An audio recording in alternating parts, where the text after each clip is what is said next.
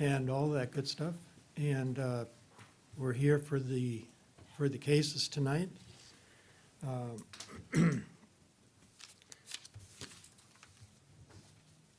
We're going to call the meeting to order, and we'll start with the Pledge of Allegiance. Please rise. I pledge allegiance to the flag of the United States of America and to the republic for which it stands, one nation, under God, indivisible, with liberty and justice for all.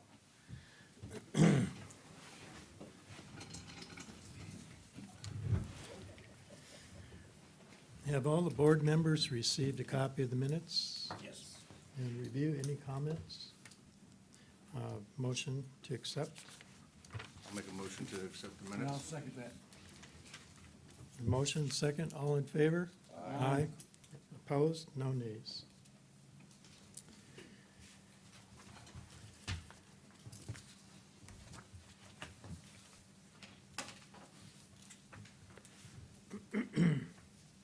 Ladies and gentlemen, the Municipal Code Enforcement Board is charged with conducting hearings to determine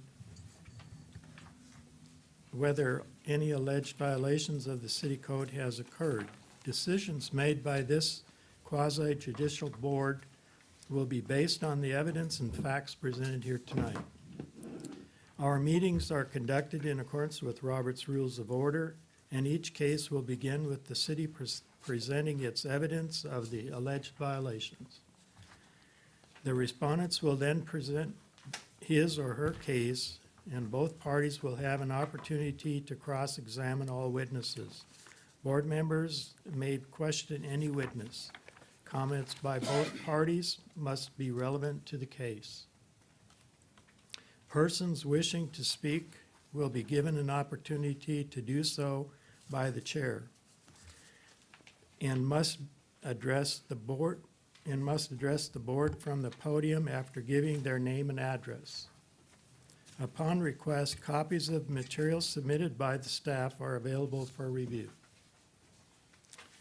Board members are reminded to obtain permission to speak from the chair, and questions of the city should be directed to the attorney for the city. At this time, I will ask all persons who expect to give testimony tonight to stand and be sworn in by the deputy city clerk. Please raise your right hand. Do you swear or affirm that the testimony or evidence you're about to give or present is the truth, the whole truth, and nothing but the truth? Cases will be taken out of order to accommodate respondents and witnesses present at tonight's hearing. Okay, we will take the first case that is present this evening. Case number 172847. City versus Marie Corrine Dixon for property located at 5301 East 131st Avenue. The case is before the board based on an alleged violation of Section 6.3, animal disturbance. The case will be prosecuted this evening by Officer Buckland. The city has evidence that the notice of violation and notice of hearing were properly served. Good evening, Steve Buckland with Code Compliance. This case originated as an online complaint back on November 3rd of 2017 by Mrs. Karen Tucker. On November 8th of the same year, I emailed a copy of the animal complaint form and the process to her. I also met with Mr. Sanders and discussed the barking issue to see if there was something that he could do to resolve the issue. On November 15th, I received an email from Ms. Tucker stating that the dogs were barking so much that she had to have the kids move her dogs into the front yard. On the 21st, I received an email from Mrs. Tucker advising that she had met with Ms. Dixon and seemed to have reached an agreement over the dogs. There's a fence was being replaced between the properties that would prevent the dogs from seeing each other, and hopefully that was going to resolve the issue. Unfortunately, the day after, I received an email from Ms. Tucker advising that one of the dogs had come over into her yard through a break in the fence and had come after one of her animals. At that time, the police responded, and one of the Temple Terrace nuisance complaint forms was filled out, and then that was served to Mr. Sanders on the 24th. On the 28th, I received an update On the barking, Ms. Tucker advised that the dogs continue to bark at every person and animal that walks by, but the fence is buffering the noise level at that time. On November 30th, I sent an email asking if things had settled down and if she wanted to hold off coming before the board. She replied that she would give it an additional month to see if that would be beneficial, to see if maybe the problem had resolved at that point.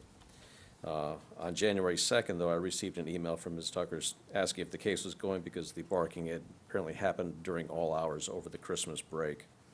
I prepared a notice of violation, and the notice was hand-delivered to Mr. Saunders on January 12th. On January 22nd, I sent an email to Ms. Tucker to get an update again on the barking issue. Received a response on the 23rd saying that the barking continues, with some days being better than others. I've been by the location on numerous times and only had one instance where the dogs were barking for about 5 minutes. I was by the location again today, spent about 45 minutes there, and only had 2 times when the dogs barked, and it was just single barks. It wasn't an extended period of time. Based on what I've observed there, I feel that I need to put the property into compliance, and I have an affidavit of compliance that I would like to present at this time. Board will accept.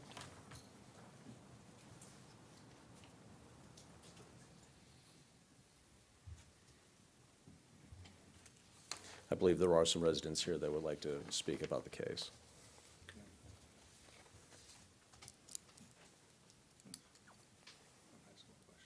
Sure, go ahead. Even though it is brought into compliance, refresh my memory if there's if it happens again, is it 45 days per the violation that we would reopen that? From the time that it would be, yes, from the time of the notice of violation, there's the 45-day window that would bring it back in and go against the original case. Okay. Where we find the difficulty with the dog cases, it's that it can be very sporadic. Right. And think that it probably needs to be handled more of an isolated issue versus an ongoing, extended case. Oh, I appreciate this part, because I know that was the dilemma last meeting. We couldn't figure out where it was, and I just Correct. wanted the people in the gallery to know that as well on this.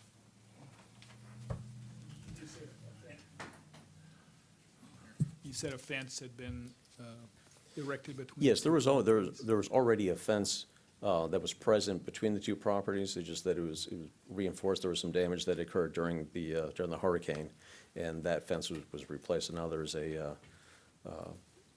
basically a wooden privacy Wooden fence fence. now that separates the 2 properties. Okay. thanks. But you said the dog broke through that.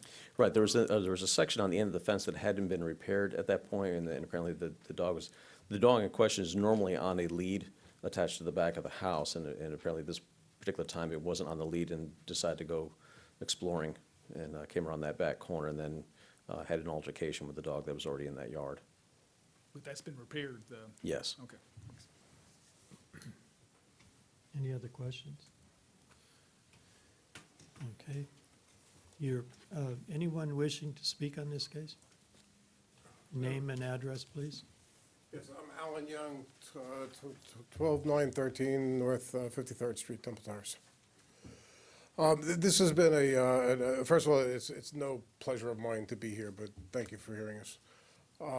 This has been an ongoing problem for at least 8 years 8? with this property. Yes, Did you say 8? 8 years. Yeah, I bought in about 8 or 9 years ago, but then I moved in about a year after that. And it's been pretty much continuous. I forgot the name of the previous code guy, but I had contacted code a number of times on the issue, and then eventually you just get worn out, and you just stop. Steve has done a good job. I have noticed that the dog has not been barking as much as it has in the past, but that's really something I shouldn't be noticing.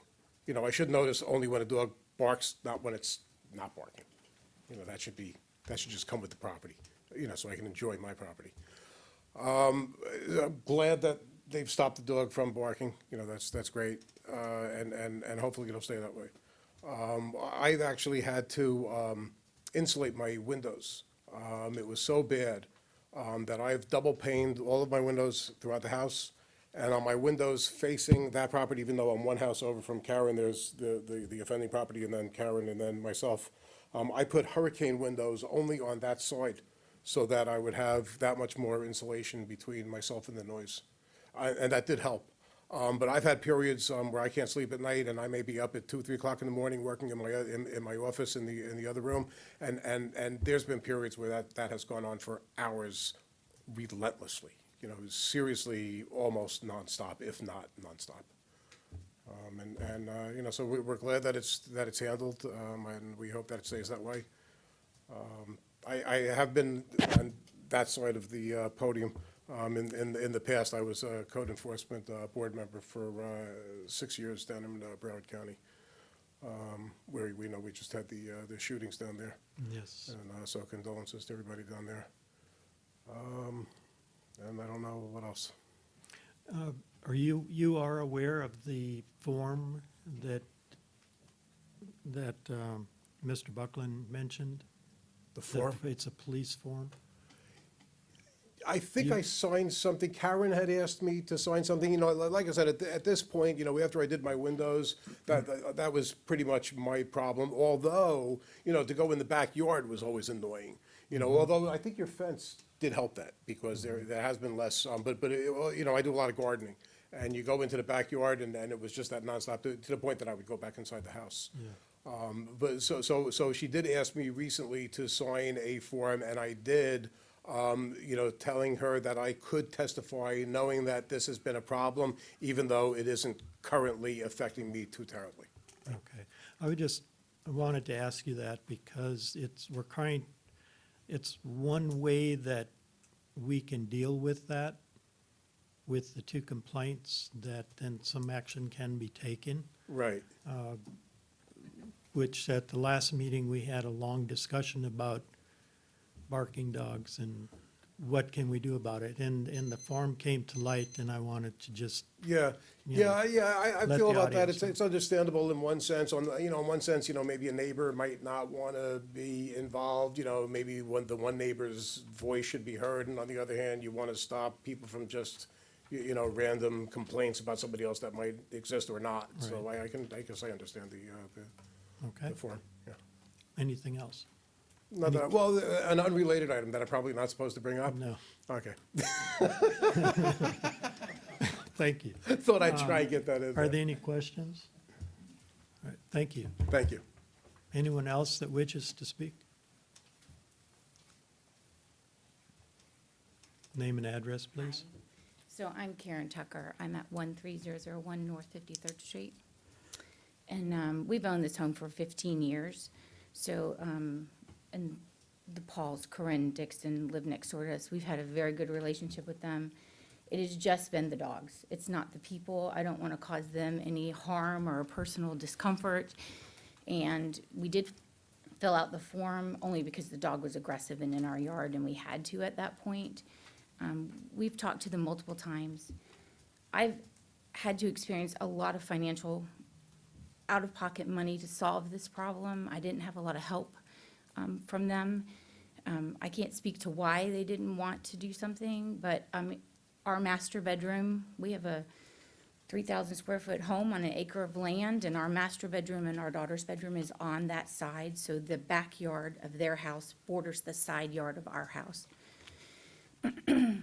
It just got to the point where it was ridiculous. I travel for work, I couldn't sleep. I'm asking people to please control the dogs. I've spent $2,000 to replace the fence now. I have the privacy fences up. I think it has helped tremendously with the non-sight. The dogs do not see each other. We have 2 dogs in our backyard also.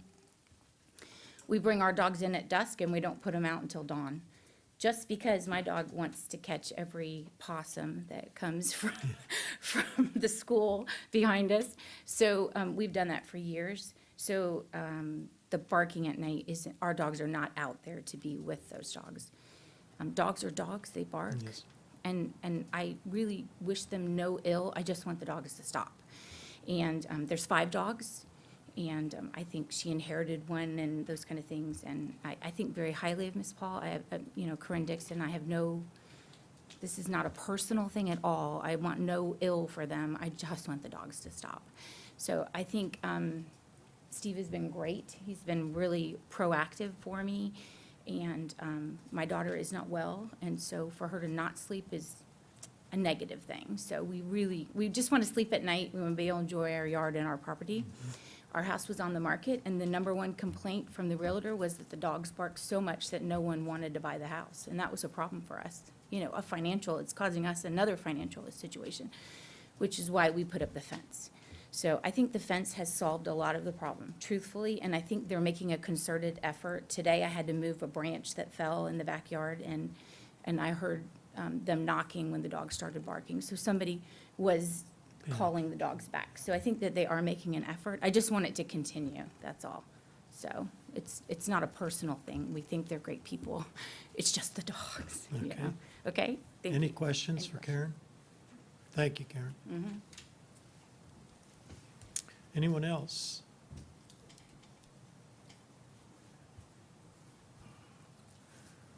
Good evening. Name and address, please. My name's Scott Saunders, and the address is 5301 East 131st Avenue. My name is Corinne Saunders, 5301 East 131st Avenue. Okay. As far as the dogs barking, as she stated, they have dogs also.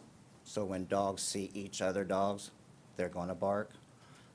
The dogs do not bark over maybe a minute or two. It's not ongoing constantly. Two of the dogs are federally registered service dogs. I'm a disabled veteran. And she has lived next to the dogs for 15 years, the same dog. Now, within the past 6 months, it's an issue. And they used to feed the dog and help out with the dog that they so-called say that is aggressive towards them. They've came over, their kids have played with her kids in the past in that same yard with that same dog. So I don't know why, it's an issue now when, they've been neighbors for 15 years. They're the one who tell us to get the dog, to get a dog, to play with their dogs. They're the one who help us raise the dog. They're the one who feed the dogs at the gates. For 12 years, we didn't have any problem with them. Now, my ex-husband leave. Now, what's the problem now? It's the same dog. They've been living with them. They've been play with the dog. They swim with the dog in my backyard. They babysit when I go on vacation. They are the one who look after the dogs for me. They are the one who feed the dog. Now after a year, so what's the problem? My ex-husband left, and I remarried. Now the dogs is a big problem. What was said was that you have 5 dogs and you've talked about 2. The problem is JJ. No, One of the dogs is You said there are inside. 2 dogs, and it's been said that there are 5 dogs. Right. 5 dogs is 3 more than 2, and whether they're smaller or bigger, we haven't heard whether that's the barking issue. Barking is the issue, not whether they swim with the dogs or that. So I want to address the barking of the dogs. You realize that you've already come into compliance, but I want to hear about the barking of the dogs and what you wish to do about that. Those, Well- go ahead. I mean, dogs bark. Their dogs bark. So, I could turn around and do the same thing about their dogs, but I'm not going to. Their dogs bark, our dogs bark. When dogs see other people or other dogs, they bark. They see squirrels, they bark. What are we going to do? Eliminate every squirrel, every person walking down the street near our property? That's what dogs are for. One of the dogs of the 5 is inside. The other 2 are puppies, which are the service dogs, and the other 2 are the parents of the puppies. The mother, she don't bark hardly at all. One dog does bark, I admit that, but it's not continuous like to where you lose sleep over it. I mean, we would be losing sleep over it, you know? So, I mean, a dog barks for a couple minutes, and, you know, I don't know what dog doesn't bark. All, all dogs bark, and that's not in the question. Right. I think, I don't know how many up here have a dog. I've had a dog for 30-some years, 40 years. And it isn't just that the dog barks, it's that how long the dog barks that's annoying to somebody else. And it's if you're doing something to prevent the dog from barking, that's your responsibility. All of us have that responsibility to our neighbors to prevent the disruption. And a dog barking once or twice isn't a big deal, but it's when it goes on, and there's no attempt to do anything about it. Now, she built the fence to help help shield the dogs away from your dogs. So, and that has helped. So this is the kind of thing that we need, is a little bit of help from everybody to keep it from being a disaster. Well, we don't go out there and tell the dogs, keep barking. When they do bark, we tell them to be quiet. I mean, so we, you know, we do make an effort. So, That's good. I mean, and as far as what Steve said, we complied. He's been out there numerous times, sat there, and doesn't hear the dogs barking. So, I agree, and I think that's, if we can continue this, it's better for everybody. Any questions? No, I just want to say, you know, our goal is to get compliance, which you did. We appreciate that. And I guess the question I have is, whatever you did to become compliant, hopefully you'll continue that same behavior and work out the details there. So that was pretty much it. For me, it's more of a statement. I appreciate it. Our goal is, you know, again, get compliance. Whatever you've been doing obviously worked, and hopefully that y'all can mediate the other issues amongst yourselves. All right. Sorry, thank you. thank you. Okay, any comment? Do I have a motion? Anyone else? No. A motion, I'll make a motion. Mr. Lloyd? Get him off the hook. Based on the testimony of Code Compliance Officer Steve Buckland and Mr. Alan Young, Karen Tucker, Mr. Scott Saunders, and Corinne Saunders, presented to the board at this hearing, and the documentary evidence received by the board, I make a motion that the board find Corinne, I don't know if it's Corinne Dixon Marie or Corinne Marie Dixon, in case number 17-2847, to be guilty of violating Section 6-3 of the city code, but because the property was brought into compliance before the date of this hearing, no fine shall be assessed. I'll second that. Second by Newkirk. Any discussion? All in favor? Aye. Opposed? Nay, no nays. At this point, before you announce the next case, I would like to introduce our newest member to the board. His name is Keenan Knopke, and it's his maiden voyage here. So welcome. Thank you for joining us. It's an honor to be here. Thank you, sir. Thank you. Next case, please.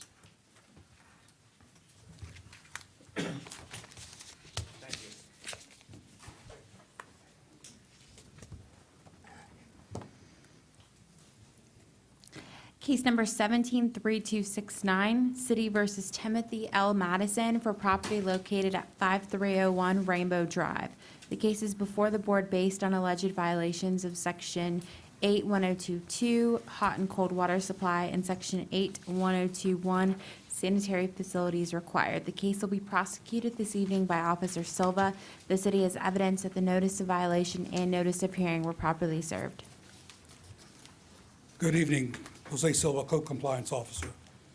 This case was generated December 14, 2017 by Temple Terrace Police Department, who advised they They had responded to the residents at 5301 Rainbow Drive, referenced to suspicious activity occurring at that residence. There was unidentified people staying at that residence that was called in by some neighbors. We received it by email. The next day, on December 14th, 2017, Director Baroni and I responded to the residents and attempted to come in contact with those individuals at the residence. And we were not able to. We were able to determine by city records that the city services to the residents were turned off July 2017, and the water meter was locked out. We found the water meter out in the yard and verified that it was still locked out at that time. The residents had active power. TECO was contacted, and we learned from speaking to a TECO representative that the meter was last read on July 24th of 2017, and the power was not turned off at that time. TECO was advised of the current situation of an unauthorized subjects living at the residence and utilizing the power there without an account. An inspection on December 19th revealed no change. Notice of violation was issued with a compliance date of December 29, 2017. An inspection on December 29 revealed no change. The home was still occupied with power. I received no answer at the door, so I posted a notice at the home as well as City Hall. I also mailed copies, both certified and regular mail, to the address and mortgage company. An inspection on January 3rd, when I was at the residence, revealed the security tab on the meter box at the back of the residence had been cut and the meter tampered with, and the residence still had active power occur on. At that time, I again notified TECO of the situation. On January 9th, I responded back to the residents. Power was still on. The meter had been tampered with. The meter had been completely removed by TECO, and they had utilized jumpers to obtain power at that time. TECO came out and removed the power from the residence completely at the pole. At this time, I would just like to submit a screenshot showing no active city services at the residence. The board will accept.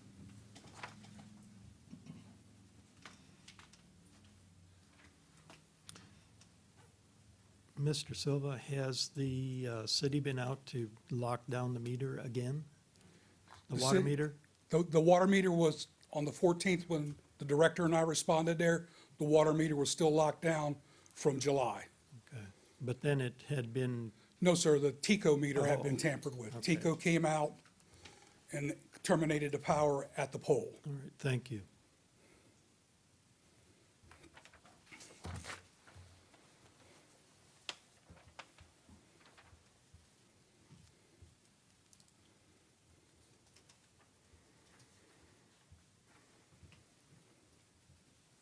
Any questions?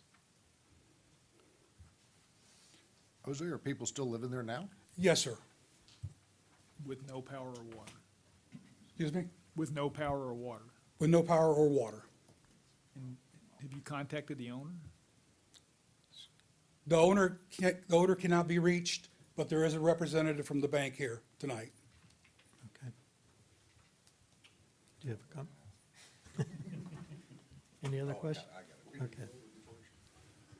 Are they part of the rental permit program? No, sir. Okay.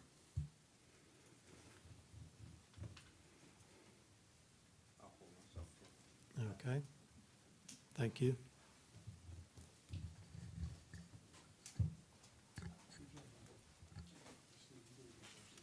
Good evening, Kendra Taylor. I work for Sorodium Permit, and we represent Round Point Mortgage Servicing, the mortgage service company on this property.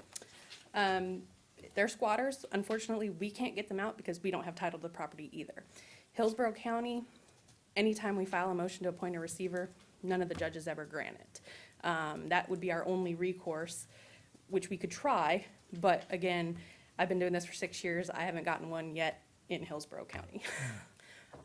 Generally, they think because it's owned by the borrower until we foreclose our lien out, generally, the judges there don't allow us to go in or appoint somebody to go in and fix issues like this. I do know there was also a lawn issue, which our property preservation was able to handle, but as soon as they went back to deal with the pool and something else, the squatters would not let them onto the property either. So our hands are kind of tied. We want them out as much as you do, but we can't do anything. March 9th, there's currently a FEMA hold on the property, obviously Federal Emergency Management Agency. When the hurricanes came through in September, any VA, HUD loan, FHA loan got put on what's called a FEMA hold because there's certain things within certain loans and stuff that can make the properties come from arrears and fix whatever damage happened. This borrower, we haven't been able to contact them. I know the code enforcement officer hasn't been able to contact them. And at this point, there's really not much we can do until that hold lifts March 9th. Once that lifts, we're ready to go. We already have our motion for order shows cause entered, and all we need the judge is to enter that order, schedule the hearing, and we'll go. We don't anticipate anybody's gonna come and fight it, because they're defaulted in the actual foreclosure action. But until that March 9th date, our hands are tied. Okay, after March 9th, what kind of time would it, how fast can things move? It depends on the judge. The judge assigned is Cheryl Thomas. I don't know her personal schedule. Some judges are a lot harder to get hearing time with. But my estimate by the normal would be anywhere from 45 to 60 days to have the hearing. Then, of course, if the final judgment is entered that day, then there's gonna be a foreclosure sale set, which the first available is usually anywhere from 35 to 45 days out. So we're looking to at least another 120 days before we can really, at the end of the day, kick them out. Right. And even then, we'd have, if they still are there, we'd have to have a writ of possession issued to actually kick them out if we are the successful bidder at the foreclosure sale. Because a third party may come in and buy it, but usually that doesn't happen, but. Okay. Any, Mr. Stats? Have you all started the foreclosure process yet? Oh, yeah, the case was started April 26, 2017. We had our motion for order show cause entered June, and then we had all the defaults and we were ready to go, and then Hurricane Irma came through. So that put a hold on everything. And then it's the FEMA hold that's tying Yes. things up. They can be fined, from my understanding, quite large amounts if they move forward, because it's obviously the federal government. Okay. Any other questions? Yes, sir. Keenan? I said I was going to be quiet tonight and listen, but this intrigues me. How do you know that the FEMA thing is going to be lifted? FEMA issues a map, and they tell you when it was issued and how long it's for. It was originally only for 3 months till December, but for these specialized loans, VA, FHA, they extended an additional 3 months because there's still a lot of damage in some areas. From my understanding, none of my clients, and not just this particular one, none of them expect it to go past that.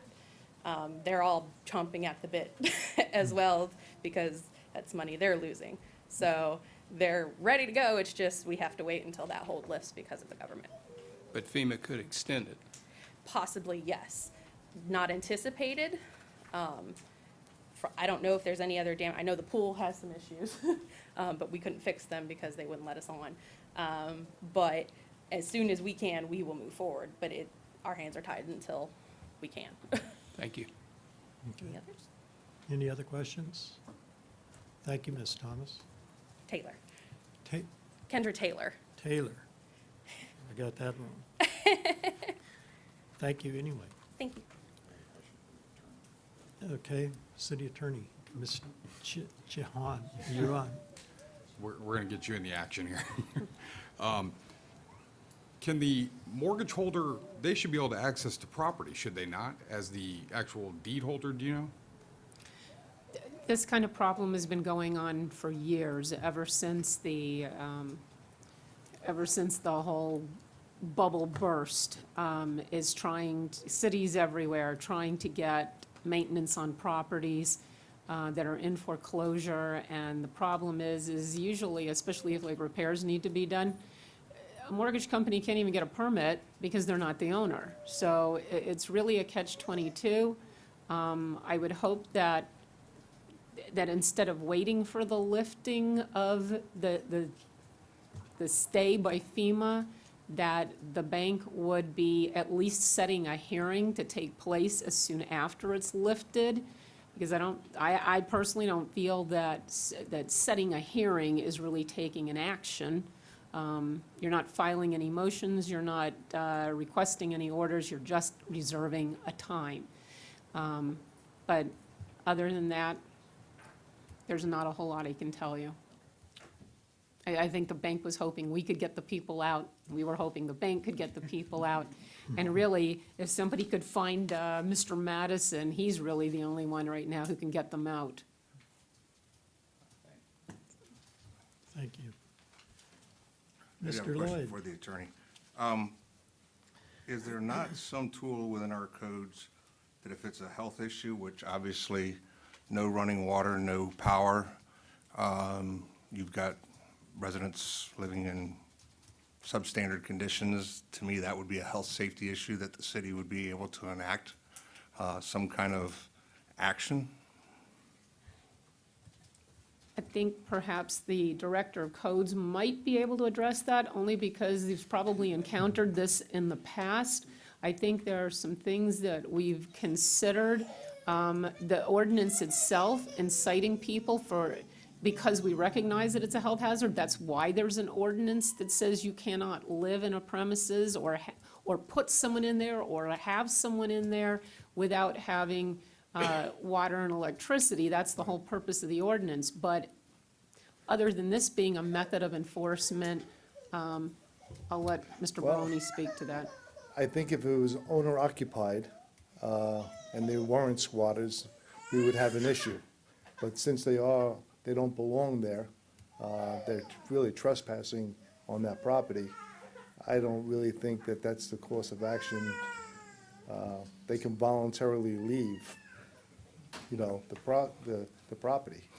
But How do we handle the one in Orange River? Wasn't it Orange River where we had the one where the person was living there? I've had numerous squatter cases Yeah. throughout the last 3 years.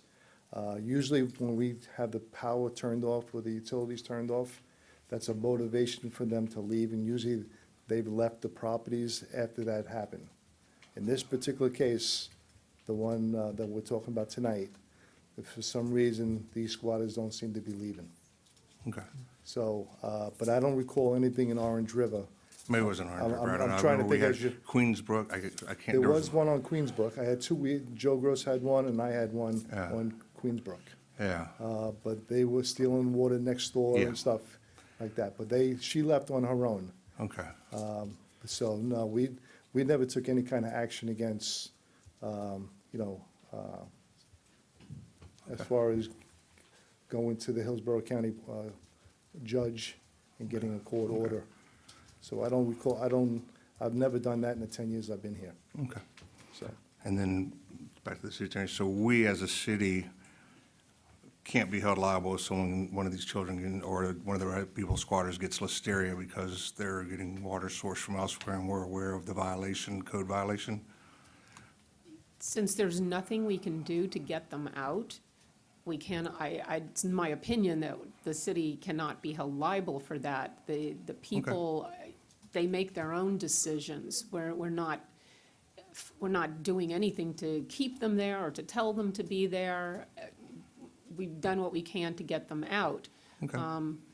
We can certainly try reporting them to the health department. Maybe the health department will have some power that we don't have, but reporting it is all we can do. Okay, thank you. Any other questions? Yeah, I was just curious, what if there were children involved? Are there children involved in this property? This is something we have recently talked about, so I'll defer. What was the question, sir? Are there children at this? There are children there. The PD has been out, and they've initiated a report. As of what the status, how they went with that investigation, I am not sure, because it just occurred earlier in the week. But the PD has been out there, and they have investigated it. And they would engage the Department of Children, I don't know the acronym. I can't speak on their policy and procedures. Thank you. Ms. Taylor? I just do want to clarify one thing. It's not as simple as just scheduling a hearing. It's not just filing a notice of hearing. The judge has to issue an order to show cause.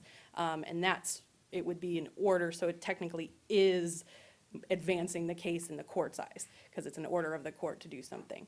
But I just wanted to clarify, it's not just, here, I'm noticing it for hearing, it's the judge has to issue the order to show cause. And that was the only clarification I wanted to make there. Okay. Question? I forgot to ask Mr. you earlier. Stats. No, that's okay. When was the last time you talked to the owner, Mr. Madison? Or heard, the bank heard from him or whatever? I know we've been actively trying to contact him with, Mr. Silver, right? And they have not had, both my client directly and I've actually tried myself. I've not been able to get a hold of anybody, with the numbers that we have. Are we talking 6 months? Are we talking a year? Or- Pretty much probably since he defaulted. Usually and they what was don't the answer the default? phone. I don't actually have the complaint in front of me. I can pull that up on my phone if you give me 2 minutes. But usually if the complaint was filed in April, the default was probably August of the year prior. So roughly. 16? Usually about 6 months it takes by the time because they give usually 3 months for them to try to make it up, but then they don't, then they refer it, and by the time you order title, file the complaint, all that stuff, it's about a 6-month process. So we're in August 2016, somewhere in there. Yeah, around there. If you need, I can No, go I and was just find curious for specific on my reference. phone, but No, We're thank you. good. I didn't think I needed the complaint, I apologize. Thanks. Any other questions? Thank you. Could I get a motion? What, is there someone here speak on this one or no? There was Oh, okay. just her. Motion, anybody?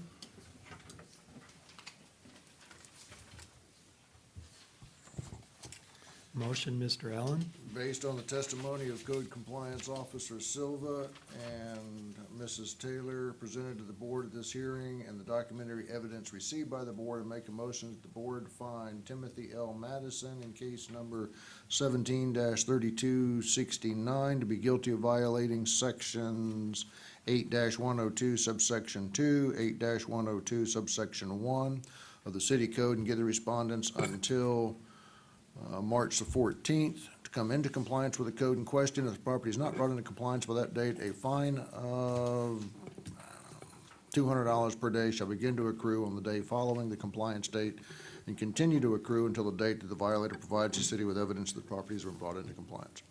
Second, Second. Stats. All in favor? Any discussion? No discussion. All in favor? Aye. Opposed? No nays.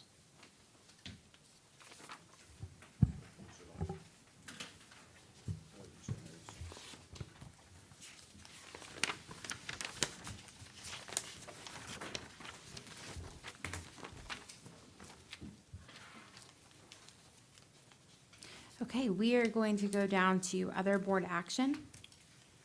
And we will hear consideration of lien reduction petition in case number 160241, 162041, and 172008, City versus Yusuf Ad-Jabari, for property located at 104 Mission Hills. The amount of lien totaled to $71,400. Director Barone will give a brief description, and then the owner's representative will speak. Good evening. Tom Barone, Code Director of Code Compliance. I'm going to introduce this case, and I'll give you a start off and just update you with the lien reduction petition for the property located at 104 Mission Hills Avenue with the amount of the lien of $71,400. The breakdown in this case, these cases in case number 16-0241, this was a reminder that it was for a damaged exterior wall, a broken front window, damaged soffit, debris accumulation, and the accumulated fine of $63,900 for that case. Case number 16-2041 was for failure to obtain a building permit that accumulated a fine of $5,100.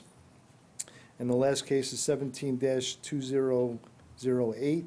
This was a repeat violation case for the exterior walls that accumulated a fine of $2,400.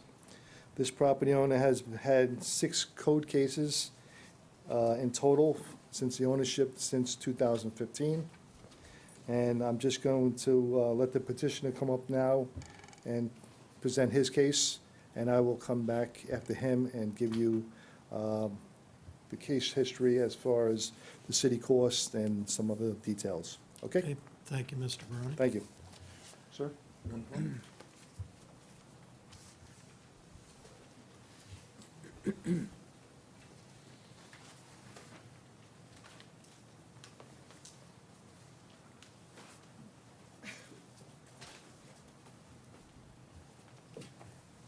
Name and address, please. Ahmad Qasim. I'm originally from Kentucky. Where? From Kentucky, but I'm going to present Mr. Jabri. I'm on this case. First of all, I wanted to say Happy Valentine, and I just before I came down and I see the tragedy we just have. I don't know if you're aware of it. It was very, emotional in this day.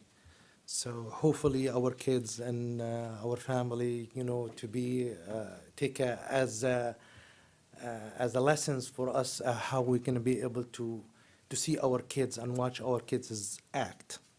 So let me start on this case about Yusuf Al-Jabari.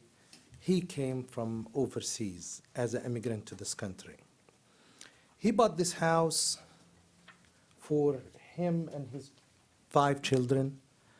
And unfortunately, sometimes we have out there some people who take advantage of us for our language, we didn't know it. He does not know. He does not know better. Just put it that way. He bought this house in 2015. When he bought this house, he has all the intention to fix the home and to make a smaller home for him and his kids.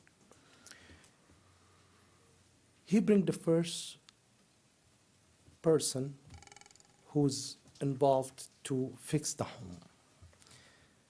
He's basically a builder. Took about $15,000 from him. You never seen him after that. Second things happen in him. Somebody entered the house without permission. One of the neighbor called him, told him, your house, somebody in there.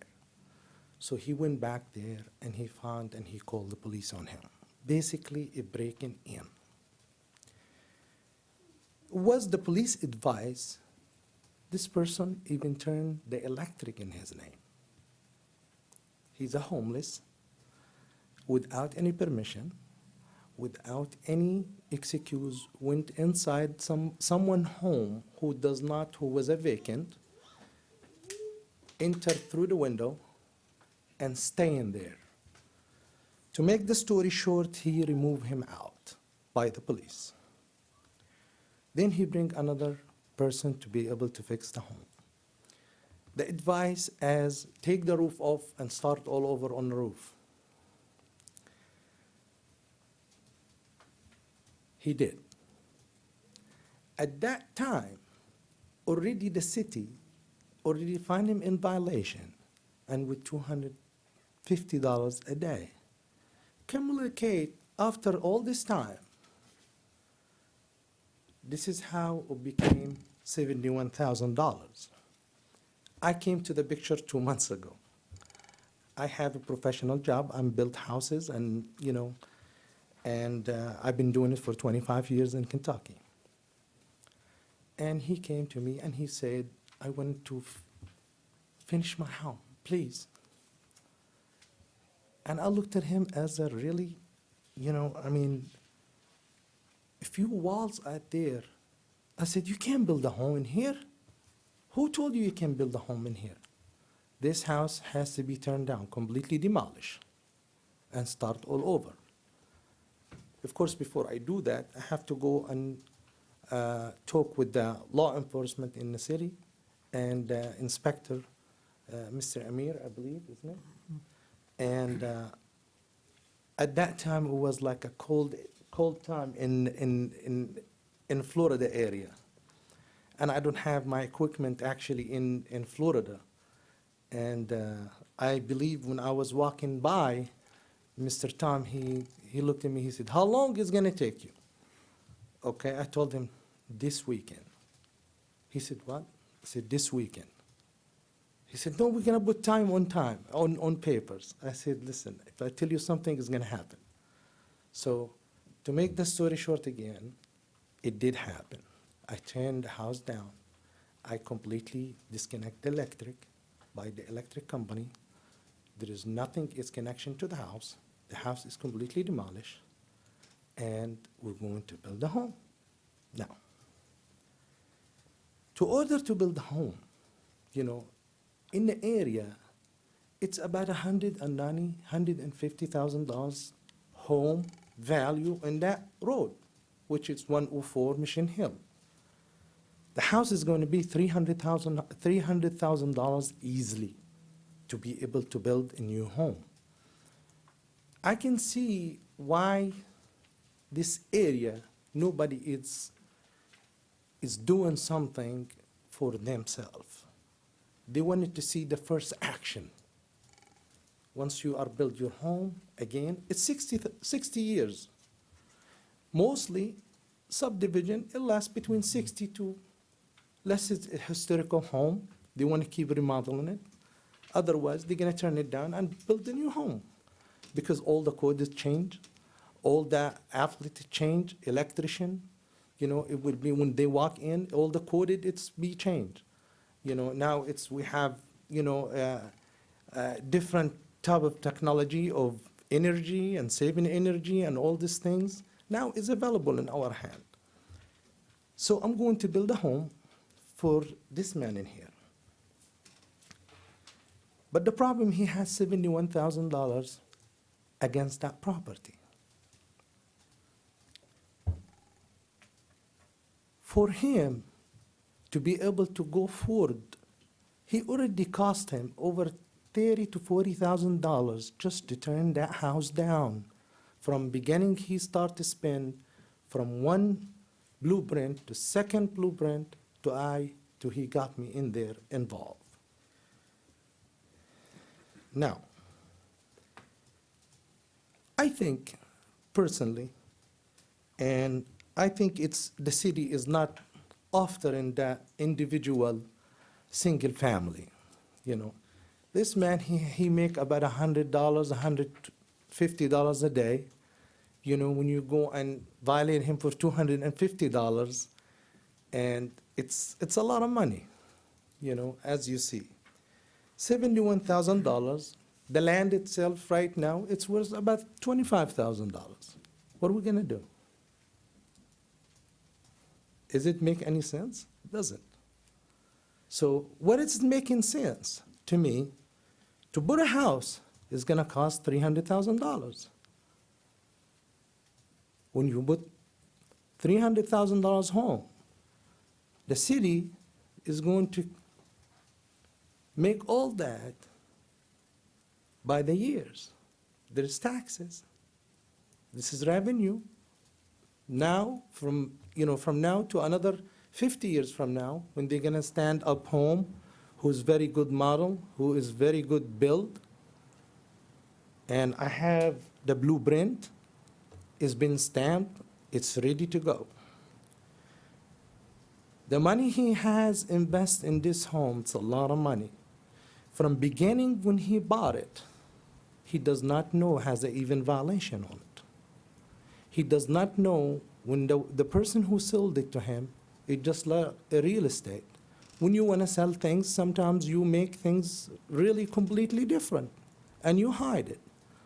This man and his 5 children, that's what all his attention, to go and build a home for him and for his kids. This one has to be deducted to me, all the money he spent, besides he purchased the home. And he really borrowed the money from overseas. He has some property overseas, and he sold it, that way he can finish it. But unfortunately, it didn't work. Now he started borrowing some money. So as a witness, someone who's been in the top of the issue, I told him, I have to see how you can be able to build the house first, you know, and I need the money you can be able to see how you can be able to finance this home and to be able to build it. So he did prove that, how he's going to do it, and by the bank, but the bank it cannot be able to do so because it has a lien by the city. Has to be first lien holder. As we know, property always the bank, it's a first lien holder. And to order to do that and to build the house, I would like you to look in here. I'm loud anyway, it's okay. Pardon? I said, I am loud anyway, so I didn't need microphone. If you look at the house in here, gentlemen, so this is the statue of the home is going to be. Is he submitting this into evidence? Yeah, do you want to submit it and then we'll pass it on?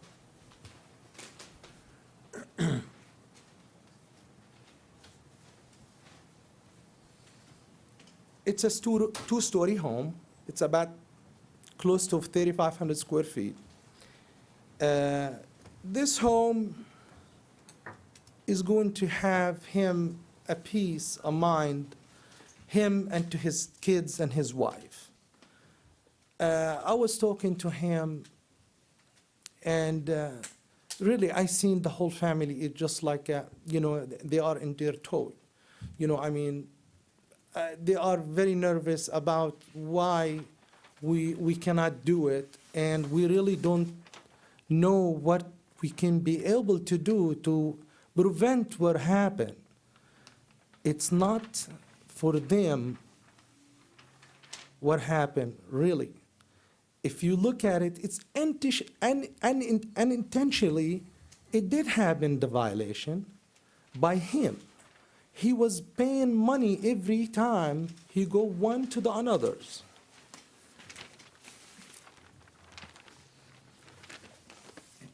This house is going to be in, hopefully with 6 months, is the foundation is showing, everything is showing, there is no home now. So basically, the violation he did, it's not there. It's not even there. It's a piece of land now. I know there is a violation. I know you probably cost the city a few $100 to be able to put a lien on it, and it costs all these things.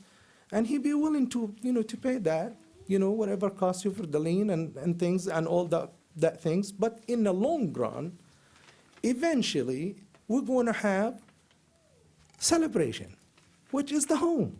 The home is going to, is the one who he's going to build.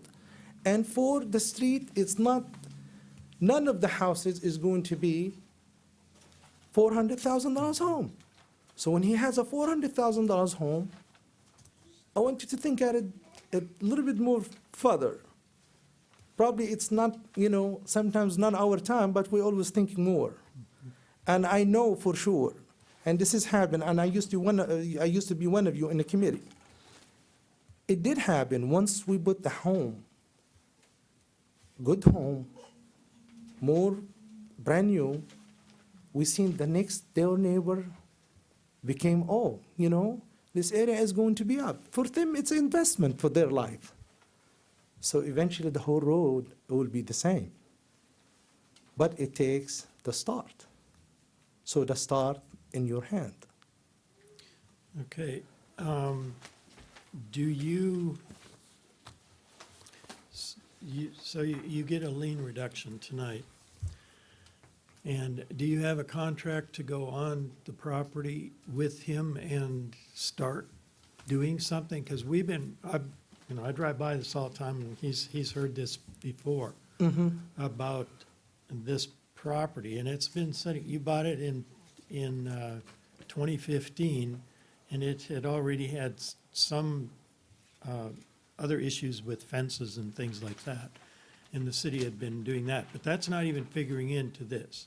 So we're pretty aware of the property, and what I'm disappointed in is the fact that it's taking so long to get nowhere, to the point we are today.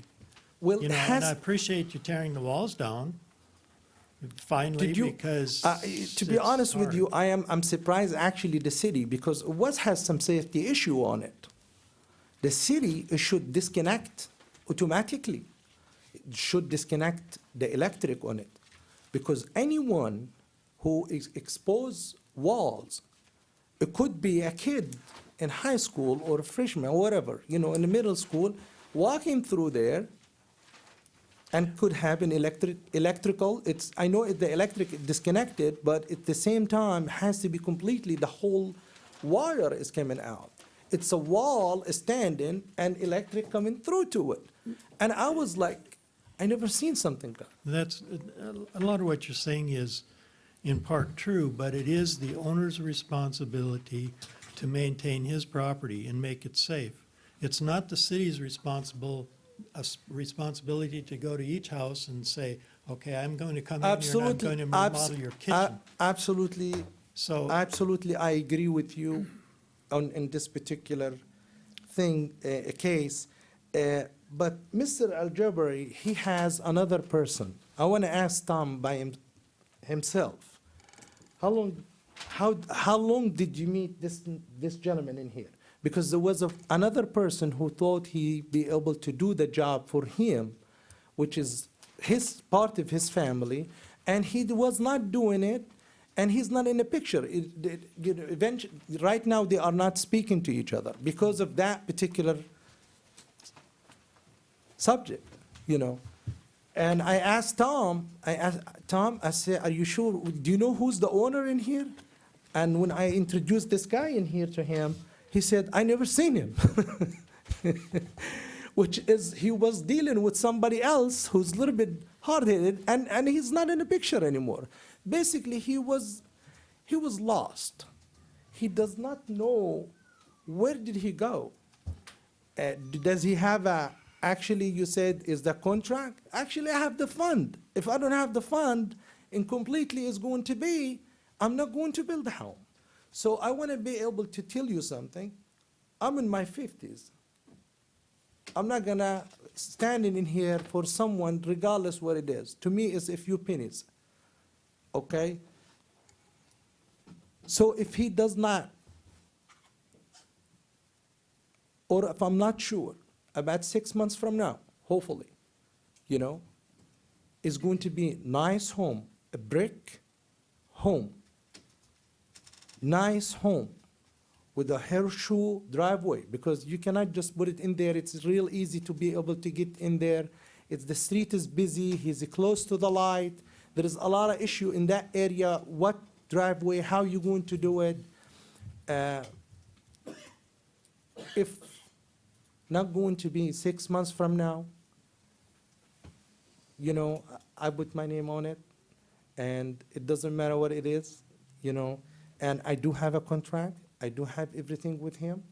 Matter of fact, I have equipment still there. If you passing by in there, if you're gonna see still some equipment actually in the lot. Mm-hmm. So once we be able to resolve this problem and clean it up for him, we're going to go and start the home, okay? Actually, I went and I changed even the fence all the way to almost to the road, because I don't want any kids to thinking about it and go inside of it. So I think he deserves it, it should be the city council and the law enforcement. It should be like, I would say a year ago or a year and a half ago, should tell him, listen, the home is not worth it to you even to keep it in there. This wall, it has to be, even if you want to leave it, you have to have enforced to it to be able to build a home on the top of it. You cannot just build a half a wall and this one, you can't do that. So we did the new blueprint, we did the nice home. It's going to be brick. I'm very confident about how I do and how I build. I have been developed probably 15, 20 subdivision in Kentucky. And I don't think you'll be having a problem, with the issue of the home in the future, hopefully. hopefully. Okay, are you licensed to do work in Temple Terrace? Yes. Okay, thank you. Are there any other questions? You want to go Just for Mr. Stats. clarification, you do have a signed contract with him Yes. to build the house? I did sign a contract with him, actually, and like I told you, sometimes the contract, it didn't mean anything. If somebody doesn't have the money, even you sign contract, what are you gonna do with the contract? You need to see funds. I don't care about that. I was just Yes. asking to make sure you have Yes, signed it's more, contract. I did more step than that. And have you, has the city building department seen those plans? Yes, They have? yes. Because that I house think, won't fit on that lot. You know, huh? That house won't fit on that lot. Thank you. My question, the setback.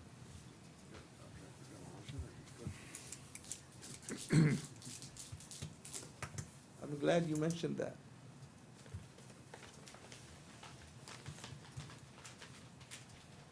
This is, Evidence. I saw it. Evidence. Submitted. In here, it does fit that one in here on it, because I did mention what you seen in there, but I'm trying to show you the statue of the home, okay? But there is a process, and within a week, before it goes to the council, you will see another blueprint, 100%, or fit that lot 100%. Yeah, because that's not a survey or anything like that, and it's irrelevant down to the road, but this is just another blueprint. That's all I got for right now. If you look at the dimension of it and the elevation, you see exactly it fit that home now. Yeah, I was looking more for a survey, but that's just another building plan. Now, is the new code has a 16 feet easement. It used to be 10 feet in here, or 9 feet. Now it's 16 feet, and it does have a 16 feet. It's between both sides, and 20 feet in the front and 20 feet in the back, That's not the code. you know? And, It's 20 in the rear, 35 in the front. yeah, I have a plenty than that. No way it'll fit. That's all I got. Well, we have to go by the code regardless what, you know, I understand what you're saying, where you came from, but it has to be, cannot be able to build a house unless it's coded. And it cannot be able to prove, and if you stamp then, It's got to fit on the property. Exactly. So, and you have, those plans were signed by Mr. Greiner, supposedly your architect, and he should have been able to tell you whether or not that property can fit on the lot okay. originally. not- Now, I want to pass Go ahead. on to another question. Simple yes or no questions here. Those prints were signed in 2016. Right. I'm supposed to believe that those are the prints you're going to use to build the house. No, it's not. Okay, so then what testimony are you giving us to show us that it's been approved by the city? Because right now I've seen nothing that has any validity to what you're going to do, Okay. other than what you've said. Okay. And that's why we have the codes and the permits that need to be done. Mm-hmm. So, you know, are you going, you've pulled a permit. So if I ask this code enforcement, they're going to say that they already know that you've pulled the permit with community development? Yes. Let me explain to you. What happened, this particular, I'm trying to show you the statue of the home from beginning. It's not the statute. I want to know that you pulled a permit with community No, development. we have not pulled the permit to build a home, or we have not even we have a permit to turn down actually a tree to be able to go back in the side, the plant side, and that's how we done it. And is the plant side still working on it, and I think I have it in my pocket, is the person is going to be doing it.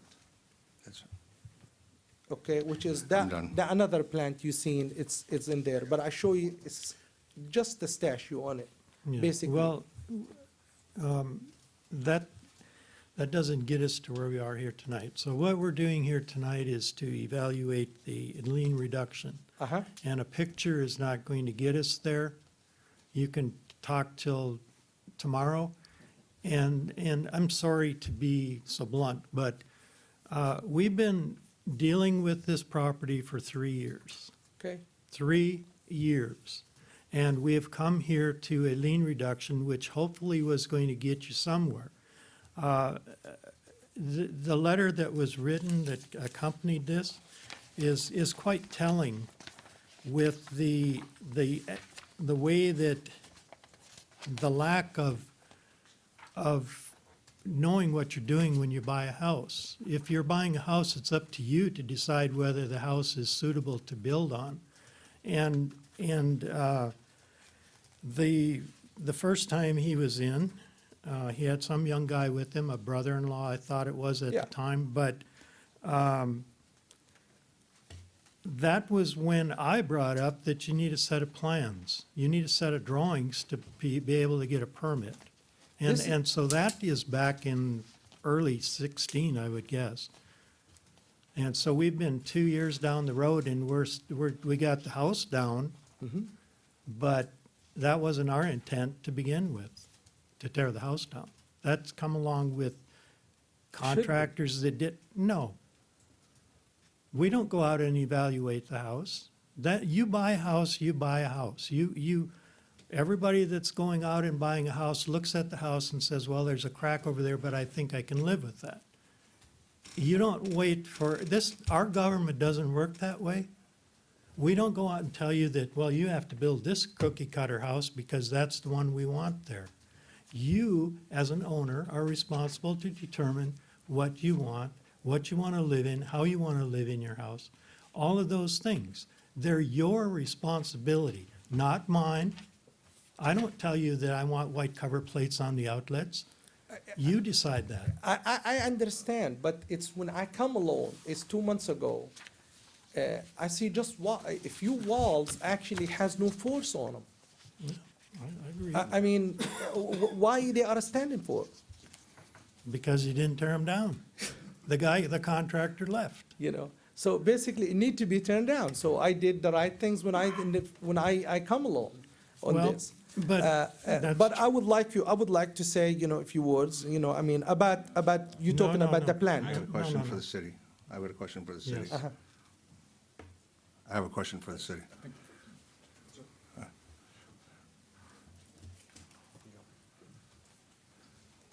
Yes, sir.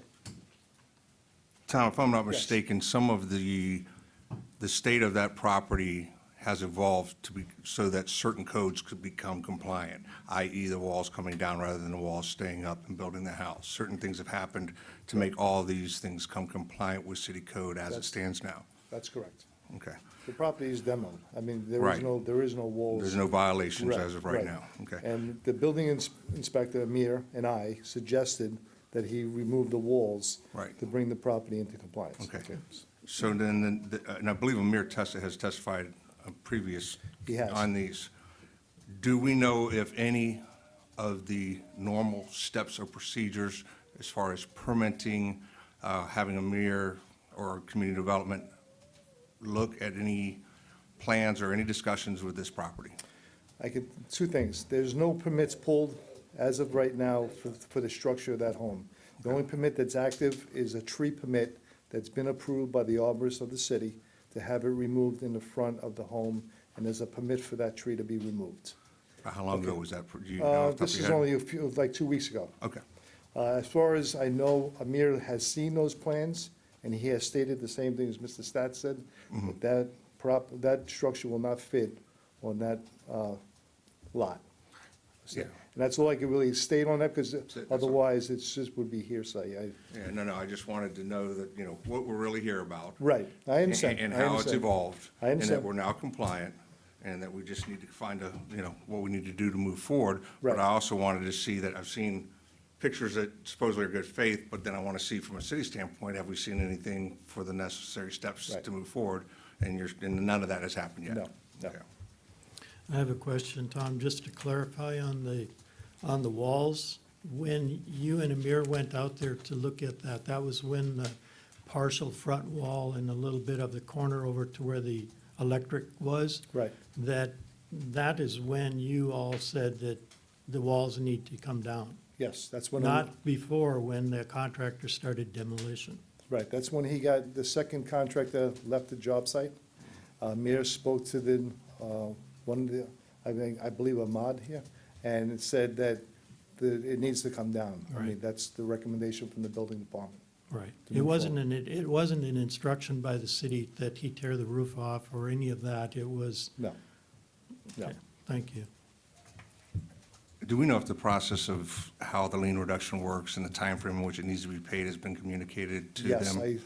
over and over, that's been, Okay. yes. 'Cause I In know fact, that- I spoke to the gentleman today, Okay. just to let him know, he has 30 days after the council makes the decision. Because we've had people come before us that want lien reductions, hoping to have the financing paid for it, and when they close and realizing that, no, that needs to be paid in advance. He's been told Okay. several times. All right, thank you. At this time, I'll move forward and introduce you to the calculation. Okay. Yep. Okay. So, the deputy clerk and myself got together, and the lien reduction petition was calculated by Mrs. Garcia and myself. You all have one of the copies in front of you? Okay, so I'll just run through this real fast, and the speed of the repair was only a 1. It was limited response. Length of time out of compliance, we gave, it was less 1 to 2 years. We gave it a 2. Degree of effort required to achieve compliance, we gave it a 4. It's a high with a total of 7. So the property appraiser shows that the value of the home is, or the property is $149,032. So the calculation lien reduction came out to $21,290. That just gives you a baseline of what the calculation is. The other, if you choose the city cost for each, I'll just go briefly through these. The first case had $704.89, and that had 14 inspections by the city staff. Case number 16-2041, city cost was $692.95 with 14 inspections as well. The third case, 17-2008, that city cost was $559.68, totaling $1,957.62. Okay? Okay. Okay. That's the total city cost? Yes. I'm sorry, With Mr. Chair, I The didn't- three violations. I do have a question. Yes, sir. Is there any existing code violations occurring at this time on this property? No, Okay. no.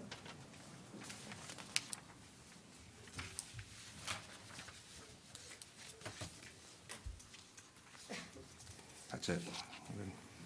And just a reminder, the calculation is just a baseline.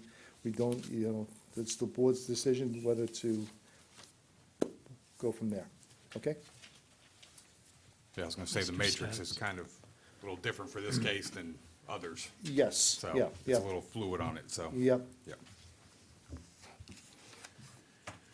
Any other questions? Is there any other person wanting to speak on this case? Other? Yeah, keep it short and to the point, please. I will. Like I told you, I was a process for, to make the architect to be able to fit it exactly. I tried to show you the statue. Matter of fact, I opened it on the page of the statue. And I told you this is the house is gonna be looked. And it's going to be approximately, it's about 3,500 square feet, including the garage. And I would like to, if you want to, it'll be stamped, it'll be completely proof, AC, all the engineering will be done to it within not even 2 weeks. 2 weeks? Not even 2 weeks. So less than 2 weeks, it'll be done. Because we are in the final, basically final drawing on it, and that's the reason he's supposed to get it before before I came down here. And unfortunately, he called me day before yesterday, and he said I couldn't. I told him, just give me any paper, that way I can go to them and present it to them. And I show you the second one in here, Okay. That's it? That's it. Thank you. Can I get a motion, please? Yes. You got it? Or you want it? You sure? Go for it. Mr. Lloyd? Yours might be different, better than mine, I don't know. I make a motion in case number 16-0241, 16-2041, and 17-2008 for the address of 104 Mission Hills Avenue, and submitted by Yusuf Jabari, that we deny the lien reduction petition at this time. And we deny the lien reduction at this time and would be willing to hear it once more progressive steps have been shown, i.e. permits pulled with the city and accurate drawings provided. A second. We had a motion by Mr. Lloyd, second by Mr. Stats. Discussion? Yeah, I want to add, Well, okay. wait, No, I yeah, want to make discussion. Because there are no liens accruing at this time, I don't feel there's going to be a hardship on Mr. Jabari at this time. I did not get the gentleman's name, so. Ahmad Kasser. He has testified that he's willing to move pretty quick, so, hopefully they can come back, bring this lien reduction back in front of us when we have all the necessary things to consider it as being moving forward, i.e. permits with community development. So there's nothing accruing at this time that would be a financial burden to them. Okay, anyone else? Yeah, I agree with that. We've dealt with it in multiple stages, and we've had the remodel, the tear off, and everything else. I think, let them get a plan in that, get the project going out. They can always come back and petition again down the road and see where it goes from there. Motion second and discussion. All in favor? Aye. Opposed? No nays. Okay, Mr. Ahmad. Thank you. What we have come to a decision here tonight that we would like to have you progress with your plan for that house on that property to the permit stage. And then once you get there, then as the motion was made, is that once we get progress, because we had the beginnings of plans back in January of 2016, and we're not any closer, okay? Other than that, we have a set to look at. So when you make the progress and you get with Amir and the building, our building people, and get your permit application in and get there, then let's visit again, Can we reschedule next month? okay? That's, our next meeting is on the 14th of March. That's going to be up to you and how quick you get the prints to Amir. It's going to be with Amir, and hopefully Amir is going to be the witness on it. It would be, I would love to see it. You will see. I've been waiting. You will sell it. I hope it gets to that point. I hope so. That's what I'm looking for. Okay, Okay? Thank you, gentlemen. very good, thank you. I appreciate you.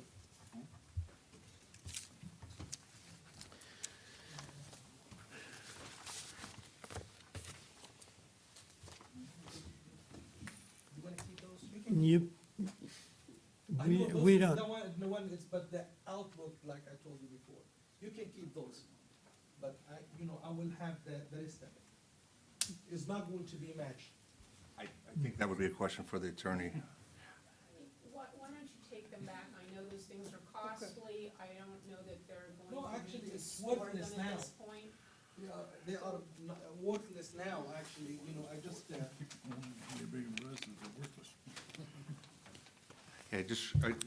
yeah, thank you. thank you, thank you. Appreciate your coming in. Thank you for your time.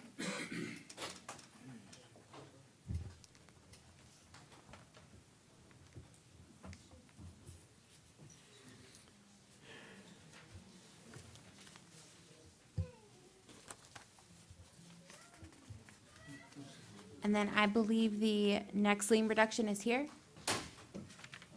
Are you the next lien reduction? Okay, great. Just making sure. So we will go ahead and take the next lien reduction, which is case number 170723, City versus Benjamin and Amanda Payne, Don and Peggy Graham, for property located at 8208 Volusia Place. The amount of lien totaled to $8,700. Director Brony will give a brief description, and then the petitioner's representative, Gio Rodriguez, will present the petition. I just think you made the right choice there. I just think that was a tough decision, but I think you made the right decision, yes. Tom Baroni, Code Compliance. This case is 17-0723. This is the property location at 8208 Volusia Place. I'm just going to introduce this case. This case was initiated back in March 30th of 2017 by city staff. A notice was prepared on April 18th. I just want to submit and show you a photo of the violation at that time that you guys already have seen, but just to remind you what the violation was. So I'd just like to. Thank you. Board will accept. The photo that you're seeing is showing two sections of fence that were in disrepair. So it accumulated a fine of $8,700. A little over 8 months, it was out of compliance. We really don't know when it was actually repaired, because the way it was repaired, they removed two sections of the fence, putting the property in compliance. So when we did our 3-month annually inspection, or the quarterly inspection, we noticed that the fence was removed. Therefore, we put the property in compliance. So, the city cost in this one was $604.72. And then I'll let the petitioner come up and present his case, and I'll follow up with the calculation. Okay? Okay. Thank you. Mr. Rodriguez, were you sworn in? No, sir, I was. Please be sworn in. Thank you. Raise your right hand. Do you swear or affirm that the testimony or evidence you're about to give or present is the truth, the whole truth, and nothing but the truth? I do. Name and address, please. Good evening. My name is Gio Rodriguez. Live in Wesley Chapel, Florida. And happy Valentine's Day to everyone here today. The reason why I'm here today is the property has been vacant for about a year. The owners actually have continued to pay the HOAs, even though they're not living there. They had renters, they had moved out. So that's the reason why the property has been vacant. They became aware of the issue with the fence because the HOA did send a letter out to them, which they do understand, and they let us know that. We are actually in the process of working a short sale on the property where investors, and we're in the process of pretty close to getting an approval on the short sale. We've been working on it since October with Citibank. When he made us aware of it, we actually got in contact right away with the HOA. We spoke to Ms. Alice Kuhn, and she did stated to us the same thing that the owner told us, that there was a violation in regards to the fence and the HOA. We went and took care of that issue, like the gentleman had explained. We took care of the issue of the fence. We did send an email with pictures to the HOA, stating that once they received it, they got back to us within 7 to 10 business days. They stated that it was in compliance, and they even emailed saying it was closed. We were not aware, in fact, that the city was involved in it, neither was the owner. I know they had already moved from the property, and like the gentleman stated, yes, the date of April 18th, 2017, there was a lien notification. Don't know if maybe the notification got sent to the address where they used to live at before, which, of course, I mean, the city's only doing what it's supposed to do. And yes, it did come out to $8,700. I did call code enforcement. They gave me that information. And with all due respect, what we're asking, because we're in the process of getting the short sale approved here within the end of this month, or most likely by next month, where we asking with all due respect if we can have that lien of $8,700 be brought down to $150 plus any court costs, any lien release costs, or any recording costs, if there is any. You mentioned a picture, and you came into compliance. Excuse me. And you came into compliance with us because the fence was taken Yes, sir. down. I have just an irrelevant question, but when you came into compliance with the HOA, Was that by taking the fence down or putting something up? No, sir, that was actually by taking the fence down. We did ask if that was enough, and they did state that that was more than enough. There wasn't any danger to anyone, anything that it could be an issue, anybody. I mean, you can get hurt if the hurricane was to come by and just blow that door off, which it was actually if I'm not mistaken, the only issue that we had is just that door on the fence. The rest of the fence is pretty much intact.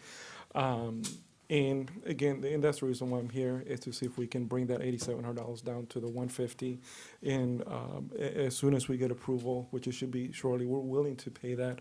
If there's any, like I said, court costs, or any lien costs, or any recording costs, that's totally fine. But we want to work together with the city, but that's the reason why I'm here. We didn't want to assume and just take something off and just let it be just because HOA said we're good. I'm glad that we found out about the notification, and, and that's pretty much my case in regards to it. Okay. Any questions? Mr. Stats? Are you an investor? Yes, sir. Yes, sir. Are you the investor buying the property on short sale? It's me, and I've got a business partner from Broward. He lives in Broward County. And he's actually the one purchasing the property. I'm working together with him. So are you guys negotiating the short sale? Yes, sir, we are. We're negotiating with city. Actually, we just received an email that we should be hearing back, shortly in regards to an answer. First, Citibank, the way they were working, whichever bank is different, they try to see if they can qualify for loan modification. If they can keep the house, great, but they didn't qualify for it at all. So they moved it now to the short sale. They got everything that they needed. Everything has been turned in. We're just waiting for them just to give us an answer to see us where we at. Mr. Snelling, do you still have it? Mr. Ward? And you might have stated this, what date did you become involved with this property? Yes, sir. We actually started the process early October, to be exact, on October 13th, 2017, is when we started the whole short sale process. And right away, about maybe a week after we started the process, we got in contact with the HOA on October 20th, 2017, because when we got notified by the owner in regards to the letter. And that's when we started working with them. Like I said, they close it, they say they agree, it's totally fine, it's in compliance, but we just don't want to leave it at that. We want to make sure we take care of anything that has to be done. Okay. And you're in touch with the current owners of the property? Yes, sir. Yes, sir. We keep in contact. We make them aware of everything that's going on as to where we at with the process, because they've been trying to deal with this for over 2 years already. Nobody has been able to help them. Finally, it seems like we're getting some breakthrough in regards to it. So yes, we are keeping in contact with them. Maybe not every day or every week, but when something important comes up that they need to know, we make sure that we get in contact with them. The reason I was asking, the property is stating here that it's been vacant since October 2016. That's why I was asking, when did you become Yeah. involved? And they haven't been living at that property for almost two and a half Almost, yeah, years. since 2016. That is correct. Thank you. Yep. Okay. Mr. Barone? Okay. So, based on the calculation that the deputy clerk and myself had prepared, the speed of the repairs, we gave it a 3. The length of time out of compliance, we gave it a 1. Degree of effort required to achieve the compliance, we gave them a 3 with a total score of 7. The property value was $91,523. The amount of lien is $8,700. The calculation shows no lien reduction at all. So, and just like I said, there was 11 inspections done by the city staff, totaling cost of $604.72. And if you have any questions for staff, I'll be willing to answer. There is no pool on the property, so the fence, having a fence there is not required. Mr. Newkirk, do you have a question? Okay. Thank you. Thank you. No other questions? I'd like a motion. Mr. Stats? Make a motion and lien reduction petition, case number 17-0723, with the petitioner Gio Rodriguez for 8208 Volusia Place to deny the reduction. I'll second. I have a motion and a second. Any discussion? Just so I understand, there is no reduction. No. So we're approving the, 8,700. okay, that's where, you're not, Because he was looking for 150. right, Yeah. but we're approving the, 8,700. gotcha. Okay. I think it, Just a question. yes, sir. Mr. Just a question, being new to the process, so bear with me. He's buying it, or hoping to buy it, he and his partner, to take it off the theoretical bad list. He's asking us to lower the lien reduction even from what it currently is. The money that's gonna get paid out of that's probably gonna come out of his pocket. It's not gonna come out of the owner or out of the bank. I would assume that, make that assumption. Y'all that have done this before, help direct me where I'm right or wrong here. Would it not be in our interest to consider at least a reduction of some nature, simply from the standpoint that hopefully we'll get somebody better in there? Because if he walks from his short sale because of the $8,700, we're no better off than we were yesterday. And I'm not saying he will or won't, that's his business decision. And I'm just using my logic on it. Help me understand why we're not going that direction. I happen to agree with him some. Well, I can answer. Basically, what happened is it's been vacant for almost 2 years, so they're in default. What's happened now is they've come in and trying to get a short sale approved, so that way it doesn't go through the foreclosure process, blah, blah, blah, blah. What will happen here is the bank will look at the number that they're trying to purchase the property for and then tack the $8,700 on it as the city, so the city's lien will stay intact. If we go through the foreclosure process, it's a whole different deal. But basically, this number here, everybody knows that number. The bank knows that they know it, all that. That's all negotiated when they go to purchase it. Okay. Thank you. Yep.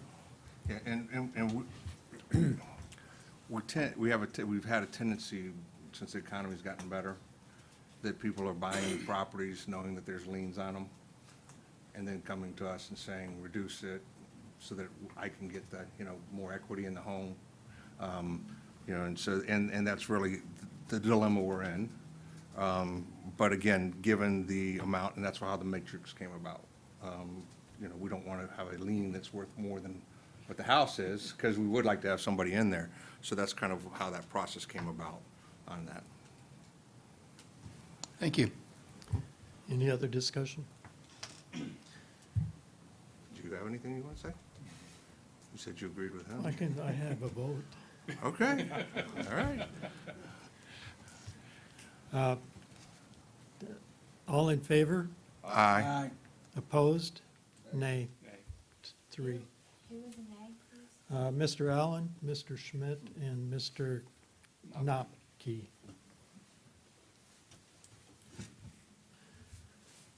So the petition was denied. This will go to the council. Is there no recommendation? No I don't reduction. see why it would go to the council. I don't think so, you're not making a recommendation. Okay. All right. All right, thank you. I have one question, though. Yes. For Pam. If they're not a property owner, can they petition for a reduction? I'm not ready to answer that question. I- I'm seeing this the same way you are, and I haven't asked. Okay, I was just curious. If the city has been accepting petitions from non-owners, I don't know whether the owner is joining in this petition Yeah, somehow. that's what I was curious. Food for thought. Yes. Homework. Okay. I was hoping you had the answer. Not yet. Not yet. Thank you. Next case, please.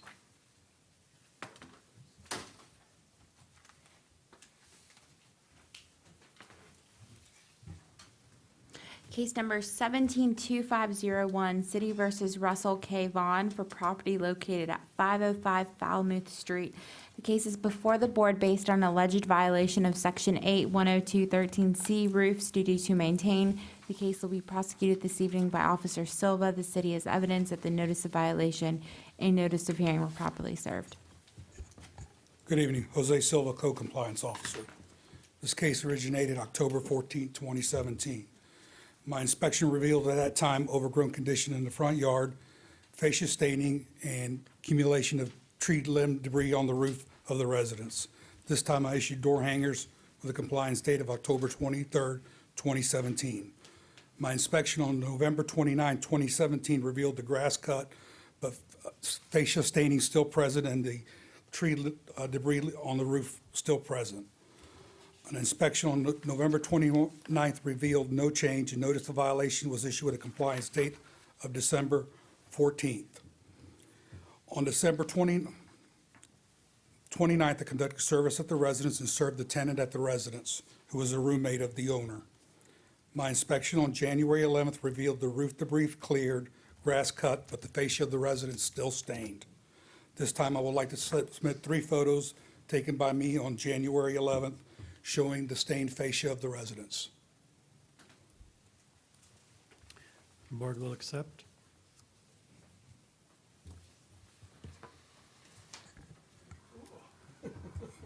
Photo number 1 shows the stained front fascia.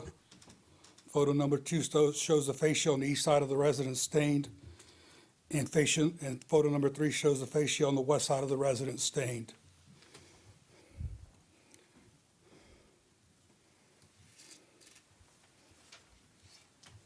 Also, an inspection on February 9th revealed the residence is now in compliance. I'd like to submit an affidavit of compliance. Board will accept.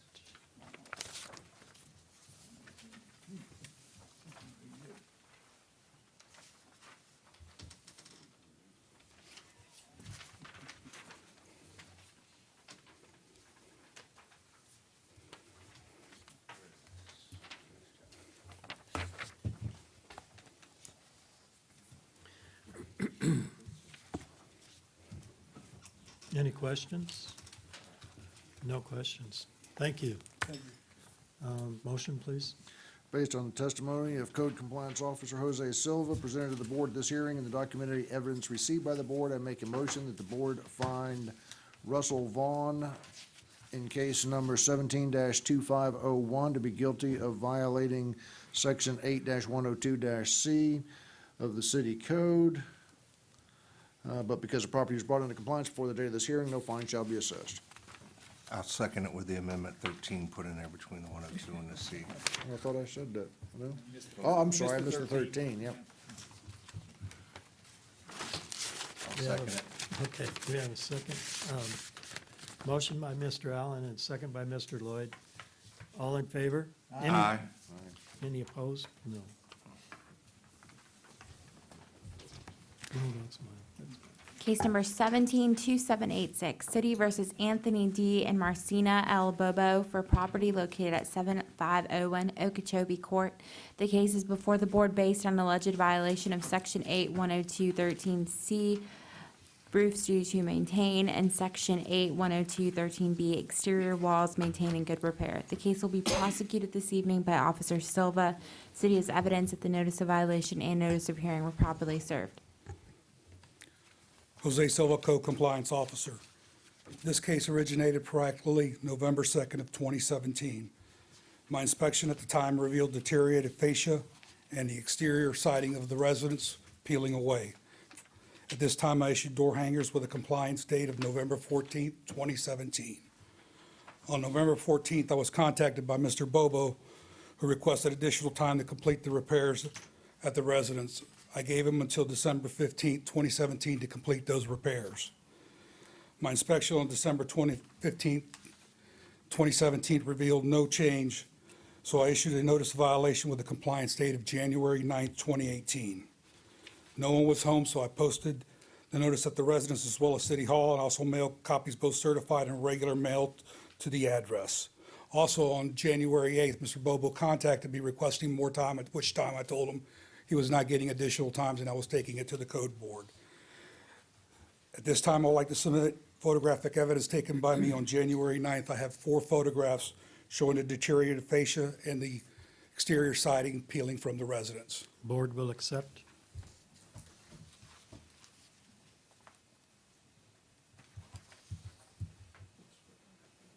Photo number 1's going to be the interior fascia over the porch. Photo number 2 is going to be the interior siding west side of the residence. Photo number 3 is going to be the interior siding rear side of the residence. And number 4 is going to be the interior siding on the east side of the residence. At this time, there is no change, and the residence remains out of compliance. Any questions? Have you had any, Mr. have you had any White? more contact with Mr. Bobo since? No, sir. Not since January 8th. Okay. Were they in the process of painting? No, sir. That was a previous repair that was done on prior, like a siding that had peeled off of that residence. The homeowner whose house backs up to that is not very happy with that repair that was done. Any other questions? Thank you.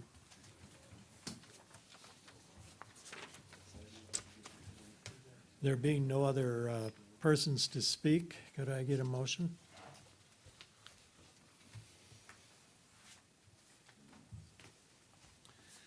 Mr. Allen?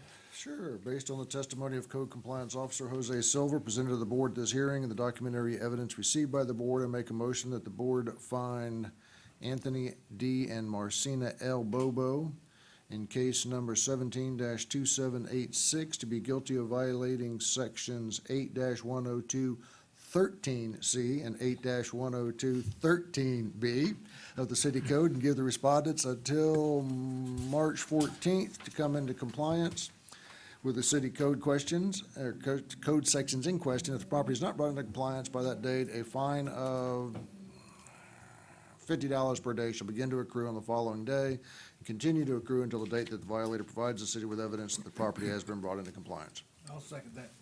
Second by Mr. Newkirk. Any discussion? There being none, we call for a vote. All in favor? Aye. Opposed? Nay? No nays. What was that fine amount? $50 per day. Hopefully the guy can get a loan and get it fixed.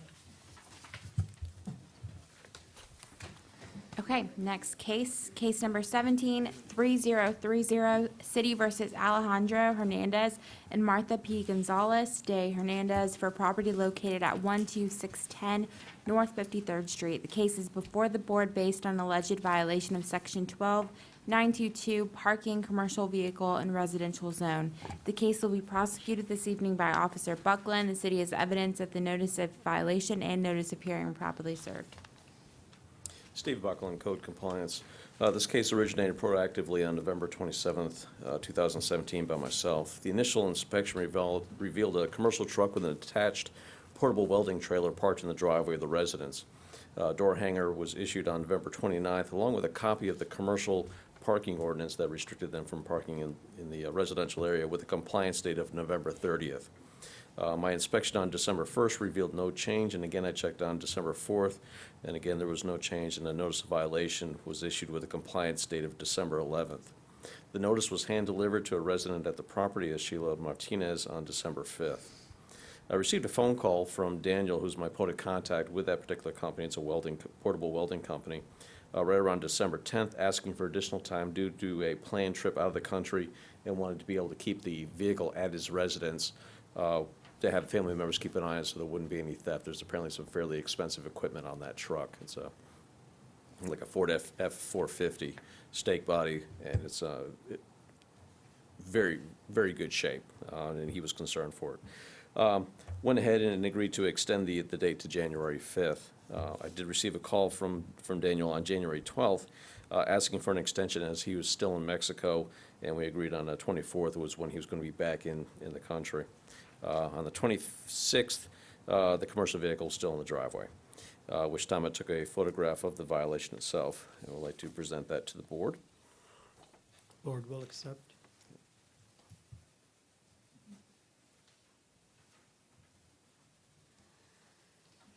In this photo, I believe it's tough to see, but there's actually also a tow-behind portable welding piece of equipment that's actually behind that truck also. As of January 31st, the commercial vehicle has not been stored at the residence any longer, and just recently, the trailer was also removed from the property. So at this point, I would like to submit an affidavit of compliance for the property. Thank you. Board will accept.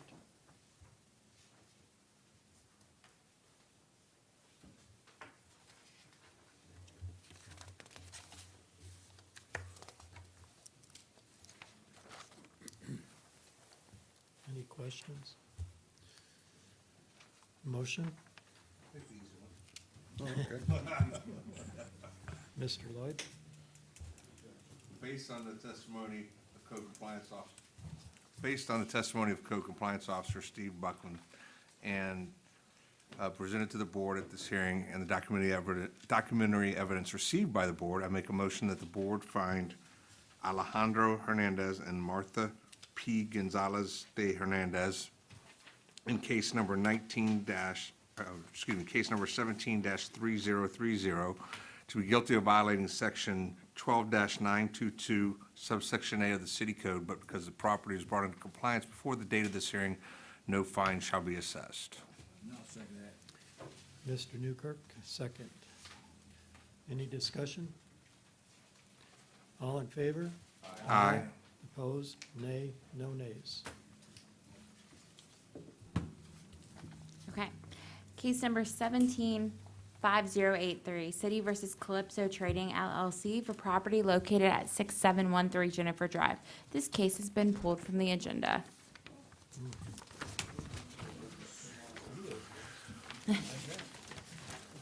Moving right along. Unfinished business. Case number 17-2440, City versus James B. Burns for property located at 602 Courtney Drive. An affidavit of noncompliance for section 1034 was submitted by Officer Silva dated January 11th. Case number 17-2613, City versus Dudley A. Black for property located at 9408 Hidden Ridge Place. An affidavit of noncompliance for sections 10.3B and 1035 were submitted by Director Brony dated January 11th. Case number 17-2737, City versus Betty J. Owens for property located at 505 Brentwood Drive. An affidavit of noncompliance for sections 8-102-13K and 8-102-14A was submitted by Officer Silva dated January 11th. Case number 17-2746, City versus James Stevens and Glenn Johnson for property located at 104 Holland Avenue. An affidavit of noncompliance for section 12924 was submitted by Officer Buckland dated January 11th. Case number 17-2830, City versus Resi SFR Sub LLC for property located at 605 West River Drive. An affidavit of noncompliance for section 8-102-12 was submitted by Director Brony dated January 11th. Case number 17-2197, City versus Mary Catherine Rocha for property located at 5419 Rainbow Drive. The expiration of compliance is tonight at midnight. An affidavit of compliance for sections 8-102-13C and 12-860 was submitted by Officer Silva dated February 13th. Case number 17-2646, City versus Milton Vernon for property located at 5417 Rainbow Drive. An affidavit of compliance for section 12860 was submitted by Officer Silva dated February 13th. Case number 17-2748, City versus Thrasher Investments LLC for property located at 108 Holland. The expiration of compliance is tonight at midnight. Officer Buckland does have an update if needed. We'll hear it. Yeah, I believe this is the one where we asked to have that fence installed sooner than later. Steve Buckman, Code Compliance, that is correct. The security fence has been installed. But that is the only thing that's happened. I sent an email to the attorney that was here at our last code board and have not received a response from him at all, just questioning about if there's any kind of update from his client.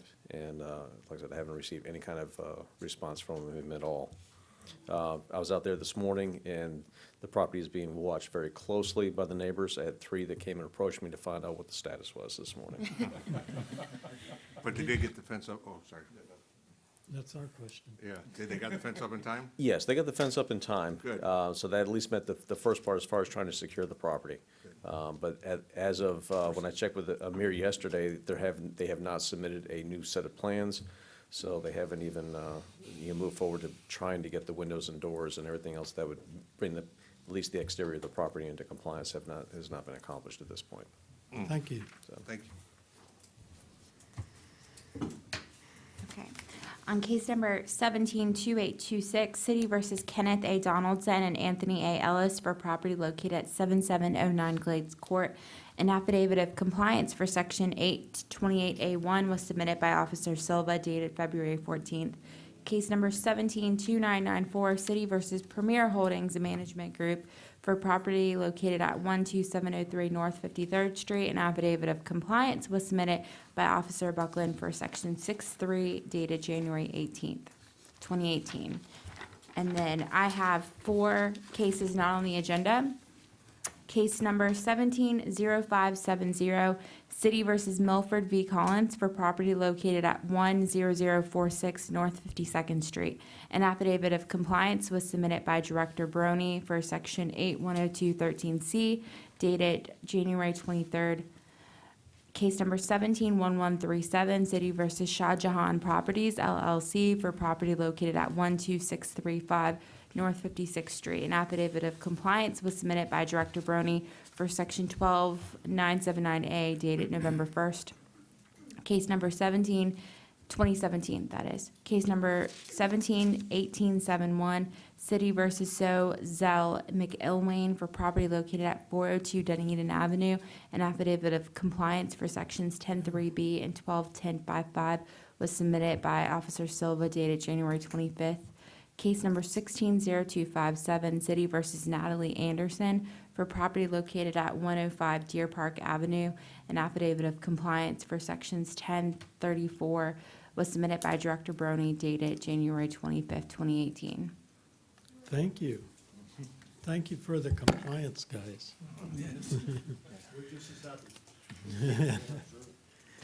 Okay. Yes, sir. To the board on Tuesday. I do want to just make a comment that I've noticed we've turned over a new staff and a new director, and some things have been added with the viewing the photos, and even the one case where we worked with the resident for over 2 months, and we're seeing these compliances. I just thank you, both as a board member and as a citizen that, we're seeing, very good improvement in steps. Not that it was bad before, but we're starting to see that, and I think the citizens and the city council appreciates it as well. So thank you.